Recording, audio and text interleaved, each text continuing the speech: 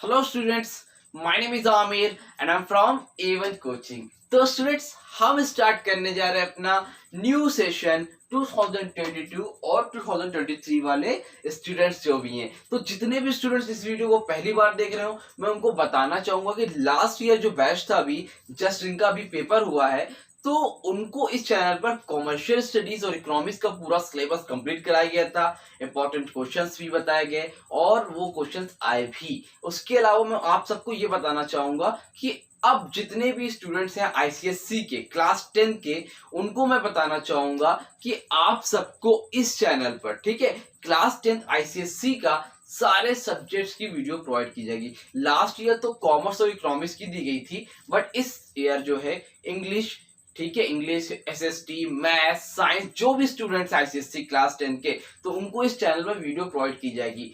ऐसा क्यों है?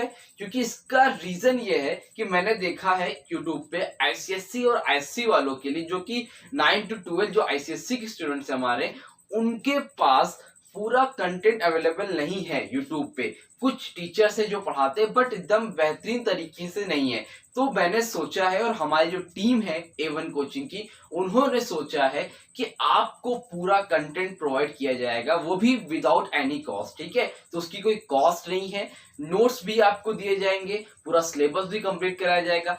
कैसे किस टाइम वीडियो आएगी वो मैं आपको बता दूंगा, बट ये एक इम्पोर्टेंट था जो आपको मुझे बताना जरूरी था। तो जितने भी स्टूडेंट्स हो अपने फ्रेंड्स वगैरह को भी शेयर कर देना ताकि उनको भी ये इन्फॉर्मेशन मिल जाए। बाकी हम वीडियो सेपरेट बनाएंगे, सारे टाइम टेबल वगैरह बताया जाएगा आपको। अभी स्टार्टिंग है, अभी आज स्टार्ट करने जा रहे हैं अपना कॉमर्शियल स्टडीज। तो जितने भी कॉमर्स वाले स्टूडेंट्स हैं वो जल्द से जल्द आ जाएं और अपनी स्टडी जो है स्टार्ट कर दे, ठीक है। तो आपको चैप्टर के साथ साथ आपको इंपॉर्टेंट नोट्स और साथ ही साथ जो क्वेश्चंस रहेंगे इंपॉर्टेंट, सारी चीजें कराई जाएगी और लास्ट ईयर के जो पेपर होंगे वो भी कराए जाएंगे, ठीक है। तो चलो स्टार्ट करते हैं अपना फर्स्ट चैप्टर कॉमर्शियल स्टडीज का, stakeholder in commercial organisation.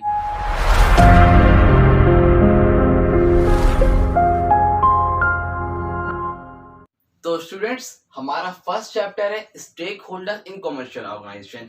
तो स्टेक होल्डर को जानने से पहले देखो यहाँ पर एक अंडरलाइन मैंने करी हुई है जिसका मतलब है स्टेक। तो इसका मतलब हमें पता होना चाहिए, ठीक है। तो स्टेक का मतलब होता है इंटरेस्ट या फिर एक्सपेक्टेड बेनिफिट, ठीक है। स्टेक का मतलब होता है इंटरेस्ट रखना या फिर बेनिफिट एक्सपेक्ट करना किसी भी कॉमर्शियल ऑर्गेनाइजेशन में। कॉमर्शियल ऑर्गेनाइजेशन का मतलब जहां पर अर्निंग से रिलेटेड एक्टिविटी होती है, जहां पर पैसा कमाने के लिए काम किया जाता है, वो कौन सा ऑर्गेनाइजेशन होता है? वो कॉमर्शियल ऑर्गेनाइजेशन होता है। तो वो लोग जो लोग इंटरेस्ट रखते हैं, ठीक है। तो अभी देखो फिलहाल स्टेक का मतलब क्या होता है? स्टेक का मतलब होता है इंटरेस्ट या फिर एक्सपेक्टेड बेनिफिट।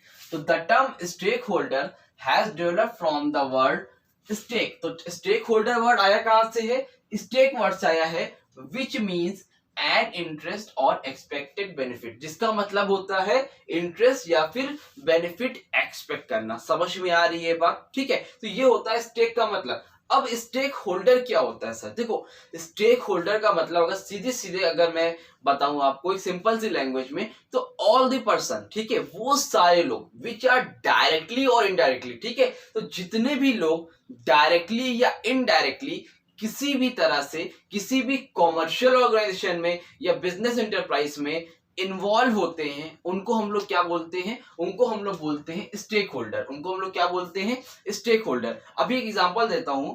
मान लो एक कंपनी है, एक कंपनी है जिसका नाम है केजीएफ कंपनी। क्या नाम है? केजीएफ कंपनी, ठीक है भाई। मैं एग्जांपल समझाने के लिए ले रहा हूं, ठीक है। केजीएफ कंपनी तो मूवी है, मान लो भी केजीएफ कंपनी है। अब इस केजीएफ कंपनी में, ठीक है, जो हमारे रॉकी भाई थे, ठीक है, जो हमारे रॉकी भाई थे, केजीएफ के हीरो जो थे, वो वहां पर क्या करते हैं? वर्क करते हैं।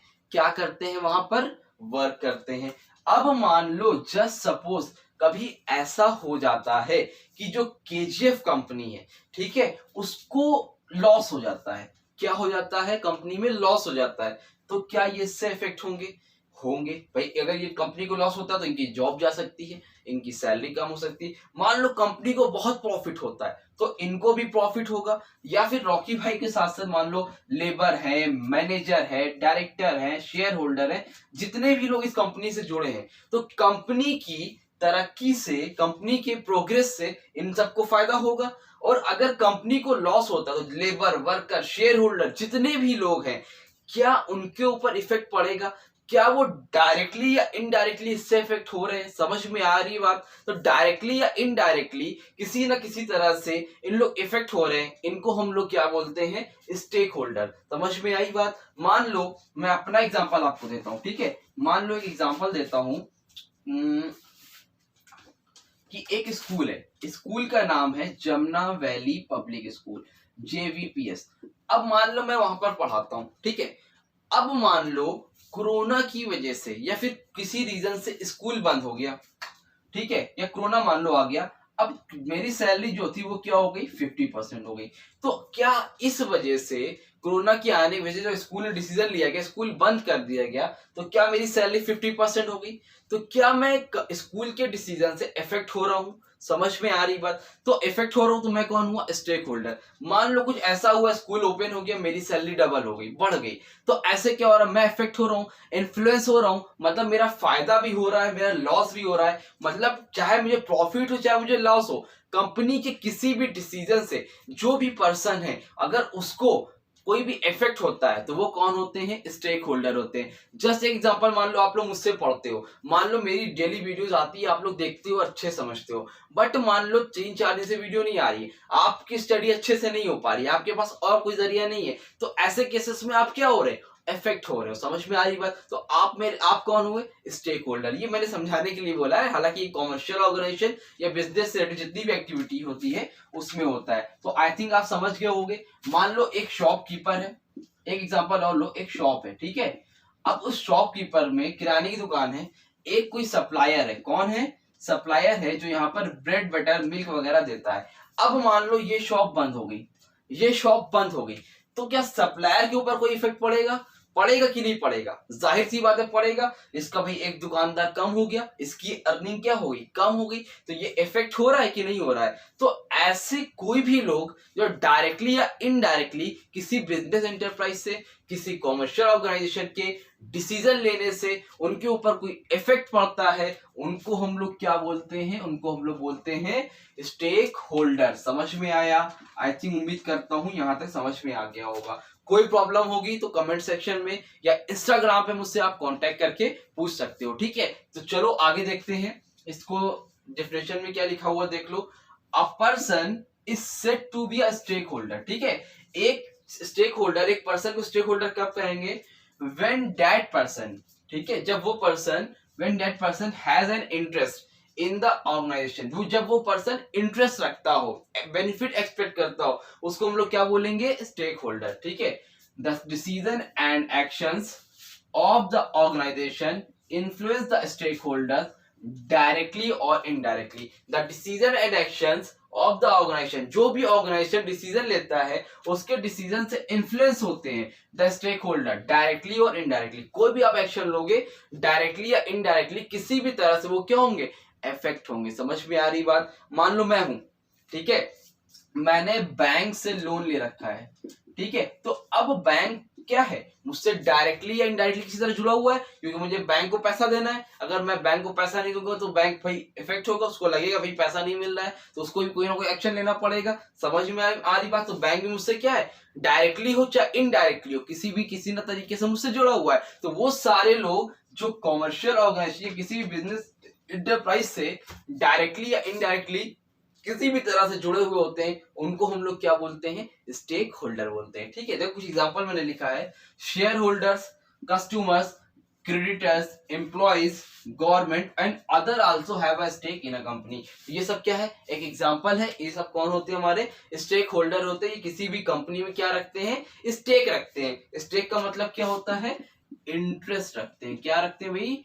इंटरेस्ट रखते हैं, ठीक है? जैसे क्या, मान लो गवर्नमेंट होगी, गवर्नमेंट को टैक्स चाहिए, तो गवर्नमेंट क्या है? किसी भी बिजनेस एंटरप्राइज से क्या है? इनडायरेक्टली तरीके से जुड़ी हुई है, क्योंकि उसको टैक्स चाहिए। अगर टैक्स नहीं चाहिए हो तो जुड़ी नहीं होती, तो गवर्नमेंट क्या उससे अटैच है। एम्प्लॉइज क्या होते हैं भाई? एम्प्लॉइज किसी भी कंपनी में काम करते हैं। अगर कंपनी बंद होगी तो उनका लॉस हो जाएगा, कंपनी अगर प्रोग्रेस होगी तो इनकी भी सैलरी बढ़ जाएगी। तो ये भी क्या हुए? जुड़े हुए हैं। क्रेडिटर्स का मतलब क्या है? जिन्होंने उधार दे रखा है हमें, मतलब हमको उनको पैसे वापस करने, तो उनको भी हमसे पैसे लेने हैं।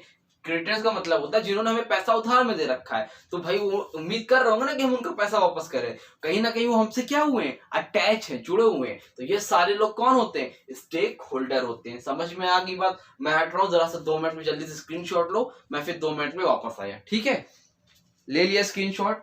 चलो ठीक है, आई थिंक ले लिया होगा। ठीक है, तो ये हमारा फर्स्ट लेक्चर था, छोटी सी वीडियो थी, स्टेक होल्डर मैंने समझाया। आगे वीडियो को हम थोड़ी थोड़ी लंबी बनाएंगे। स्टार्टिंग थी, एक इंट्रोडक्शन वीडियो था चैप्टर का, और साथ ही साथ चैनल के बारे में मुझे बताना था कि आप सबको पूरा क्लास 10 का और जो 11 12 के बच्चे हैं उनको भी किया जाएगा, क्योंकि चैनल मैंने स्पेशली आईसीएससी और आईएससी वालों के लिए बनाया है। तो अब वीडियो अच्छी लगी हो तो वीडियो को लाइक करना, चैनल को सब्सक्राइब करना, और अपने फ्रेंड्स वगैरह जितने भी उनको शेयर कर देना, ताकि उनकी भी अच्छे से हेल्प हो सके। तो मिलेंगे अपनी न्यू वीडियो में, तब तक के लिए थैंक यू सो मच।